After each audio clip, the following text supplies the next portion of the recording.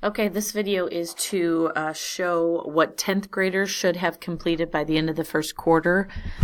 We kind of got a little bit off routine with some of the technical difficulties with the live binder not working, and then some questions and stuff that students were having. So I'm just going to go through basically what 10th graders should have created.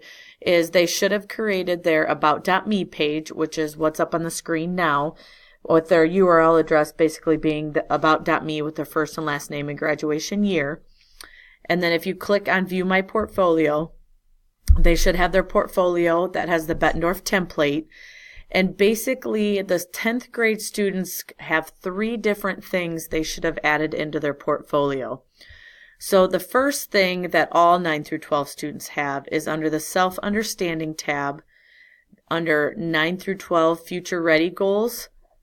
The student should go in and answer these 3 questions reflecting on our Spark activity that we did from the beginning of the school year. That is the first entry. Then for 10th grade, part of the process in developing an individual career and academic plan is making sure they go through some self-understanding assessments so they really kind of know where they're at as far as their skills, what careers might match some of their abilities and some of their interests and things they like to do. And so the 10th graders previously had taken the career matchmaker, maybe did My Skills or learning styles back in 8th grade. And then we want to again ask them to do that or complete more questions of that here in 10th grade so that they can kind of compare the results.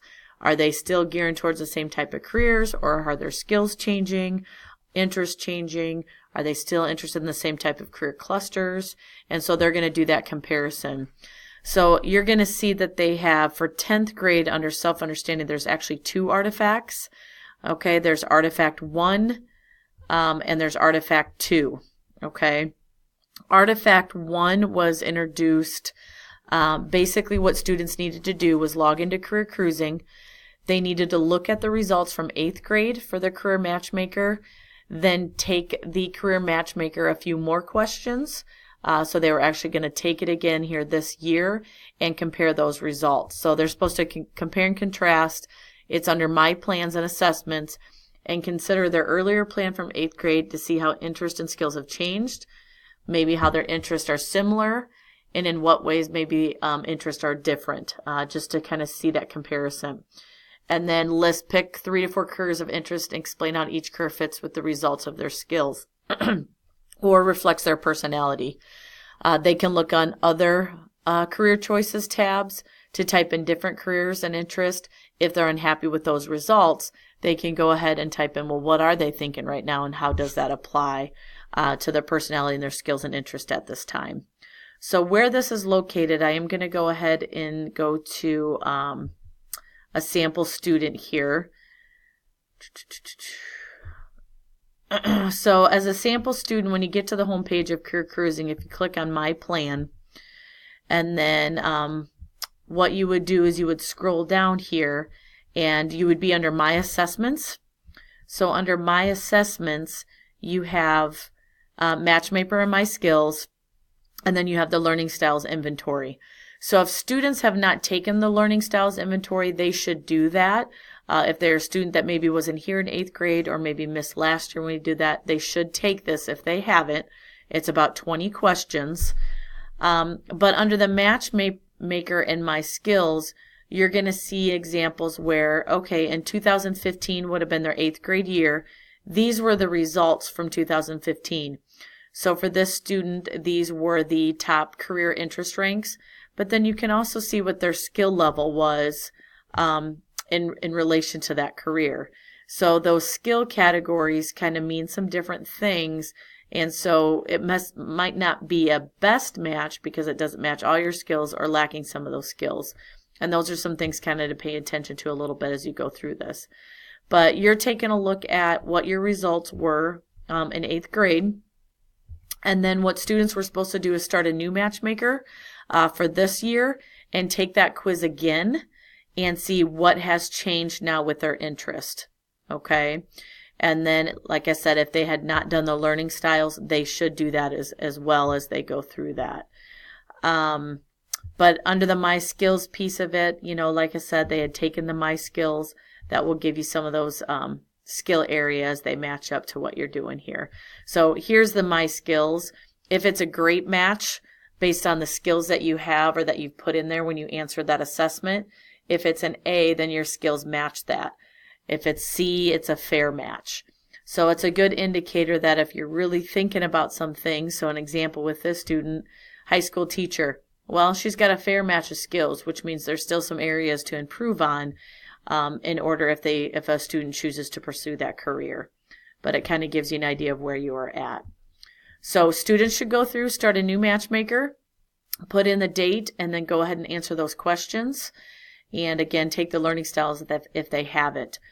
They can compare those results, and then when they are in their portfolio, then they will come in here and just do a little bit of reflection on what they found. And then their artifact 2 is actually looking at their learning styles results. So if I go back into my learning styles, so basically this example, this person is more of, basically they're a visual tactical learner, and we'll give you a description of what that means. And there's some pretty good information here about what are the best ways for you as far as a learner to study and prepare for different courses. And so do want students to take some time and actually take a look at that pie chart and what those examples are, and they should reflect on that as well within their portfolio. So those are the 2 artifacts that 10th graders should complete, as well as adding their future ready goals with the reflection on the Spark activity we did this year. So there's kind of 3 entries for the 10th graders, and then they would follow the same directions provided for all the other students in career cruising. Once they've had all this completed, they should go down to My Assessment and Activities, and under the ICAP, create and update annually, into that activity here, they should upload a screenshot of their about.me page. And I provided those directions on today's advisory directions as well. So they would just screenshot it. That picture would be in Google Drive, and then they would go ahead and upload that file in here to verify they have completed that portfolio and those entries for first quarter. Okay. All right, if a couple of things on here, if you can't remember how to edit the binder when you're in here, the best way is when you're logged in, go back into My Binders, and then your actual ICAP portfolio, you would click Edit, and it would bring you into the editing mode in order to enter that information. One thing that a lot of students have that I've worked with, when they go in to do their Artifact 2 for their learning styles, you can take a picture of that, a screenshot off Career Cruising, and you could upload that. So I'll just give you an example here. If I go into the learning styles, sorry, let me go back and find the example that I had here. So if you wanted to take a picture of your results here, I could print screen this. In Google, it would automatically put it into your drive. I've got to kind of take some extra steps, and I would have to put this in Paint right now, so I'm not going to take time to do that. But you could screenshot this, and then a student, when they're in their binder, if they wanted to add that to this page, when they click here to edit, if they go to add content, they can click on the drive, and then they could go in and find that picture that they want to add to their portfolio. So that just gives you an idea. I'll just put a screenshot in here for right now, so you can see what would happen, and close out of there, and it would insert that into your page, but I forgot to put my cursor in there. So okay, so that just shows you some things on how to add that content. If they wanted to actually put a picture in, they could add that. All right, any questions, email Mrs. Kleppe or look for some opportunities to get some help if you need some help during Pride time. Thanks.